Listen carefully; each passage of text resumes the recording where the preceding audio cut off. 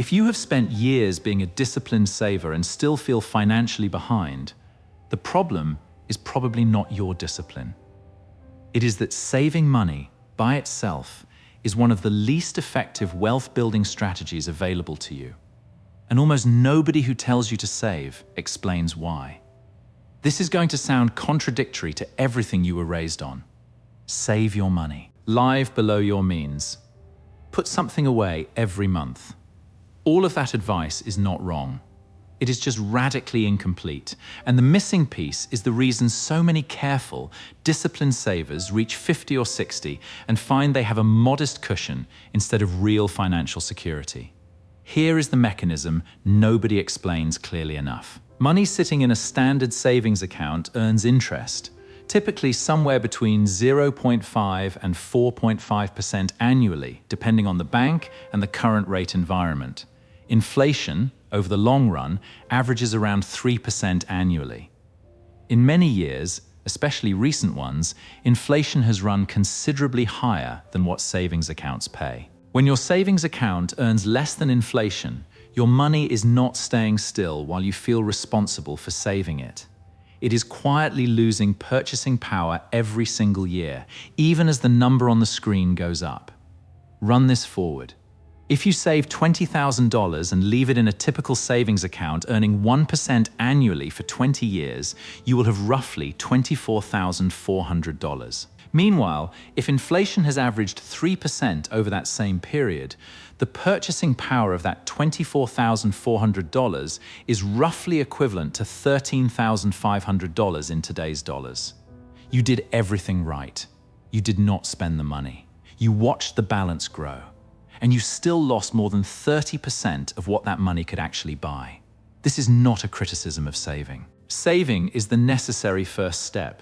You cannot build wealth with money you spend as fast as you earn it.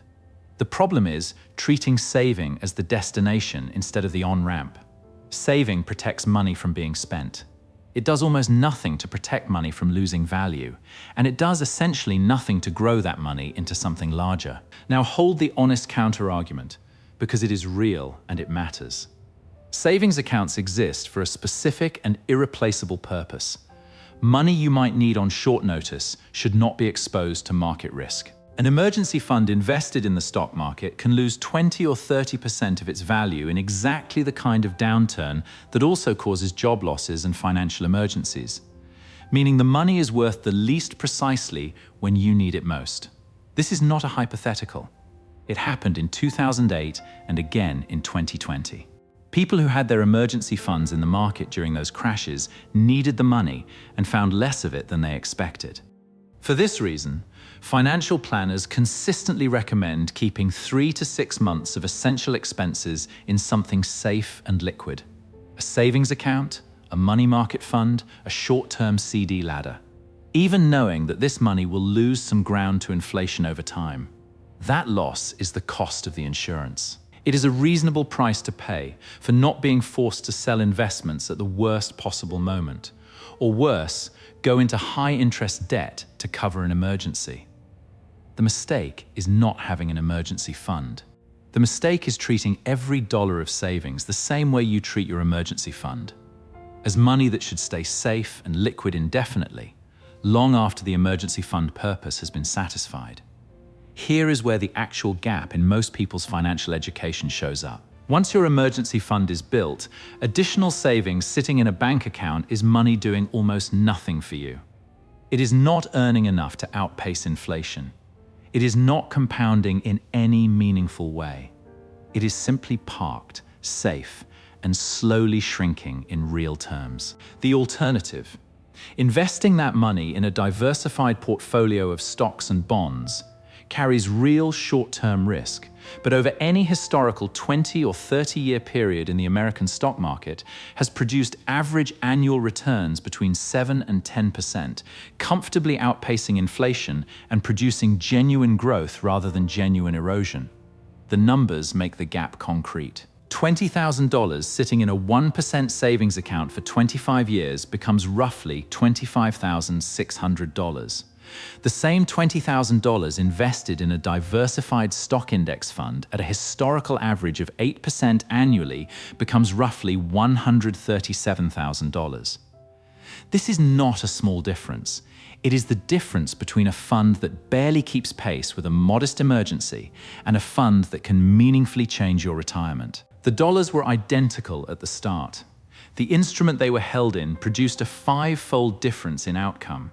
This is why financial advisors distinguish between saving and investing as fundamentally different activities with different purposes, even though the popular language uses the word saving to describe both. Saving preserves. Investing grows. Most people were taught extensively about the first and almost nothing about the second, which means most people are extremely good at preserving money and largely unprepared to grow it. Now look at why this gap in financial education is not accidental. Financial literacy in American schools is inconsistent and, in most states, minimal. Only about half of US states require a personal finance course for high school graduation. And even where required, the content varies enormously in quality and depth. Investing, in particular, is treated as advanced or risky material, appropriate for adults with financial advisors, rather than as a basic life skill taught alongside budgeting and saving. The result is generations of Americans who leave school knowing how to open a savings account and almost nothing about how compound growth in the market actually works, what an index fund is, or why fees on investment products matter enormously over long time horizons. This gap gets filled, imperfectly, by financial media, by well-meaning parents repeating what they were taught, and by financial products marketed directly to people who do not have the background to evaluate them critically. The savings account is simple, safe, and easy to understand, which makes it an easy default for people who were never taught the alternative. The investment account requires understanding risk, time horizon, and fees.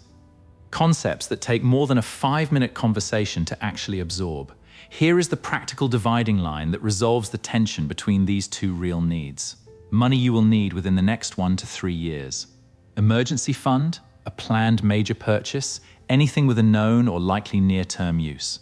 Belongs in savings, where safety matters more than growth. Money you will not need for 5 years or more, and especially money intended for a goal decades away like retirement, is very likely losing you real value by sitting in a savings account instead of being invested.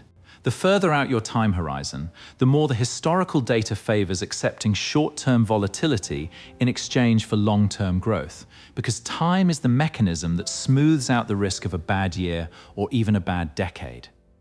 This is not a claim that investing is risk-free or that markets always go up. They do not. There have been 10-year periods in market history with flat or negative real returns. But the historical pattern across every rolling 20-year period in US stock market history has been positive real growth and the specific risk that matters for long-term money.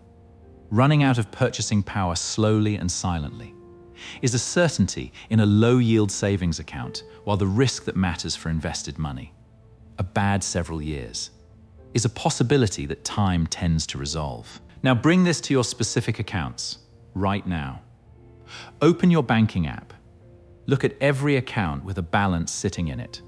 For each one, ask a specific question. What is this money for, and when will I need it? If the honest answer is within the next year or two, it belongs where it is. If the honest answer is 5 years, 10 years, decades, or you genuinely do not know, that money has probably been sitting in the wrong instrument for longer than you realized, quietly losing ground while you believed you were doing the responsible thing. Being a good saver was never the finish line. It was supposed to be the first step towards something else. The question is whether anyone ever told you what the second step was.